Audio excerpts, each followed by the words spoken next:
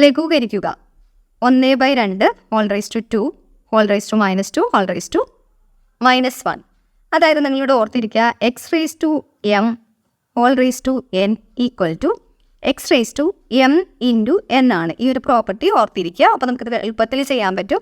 അതായത് 1/2 whole raise to 2 into -2 into -1 പവറുകളെല്ലാം തമ്മിൽ ഗുണിക്കുക. എന്ത് കിട്ടും?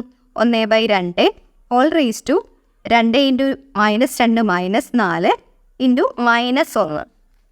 ആൻസർ എന്ത് കിട്ടും? 1/2 ഹോൾ റേസ് ടു -4 ഇൻറ്റു -1 എന്ന് വെച്ചാൽ +4 കിട്ടും. ഇതാണ് ഇതിൻ്റെ ആൻസർ. ഒന്നുകൂടെ ലഘൂകരിച്ചാൽ 1/4 ഡിവൈഡഡ് ബൈ 2/4 എന്ന് എഴുതാം. വീണ്ടും ചെറുതാക്കിയാൽ 1/2/4 എന്ന് വെച്ചാൽ 4 ഇൻറ്റു 4 16 ആണ്. 1/16 എന്ന് കിട്ടും ഇതിൻ്റെ ആൻസർ.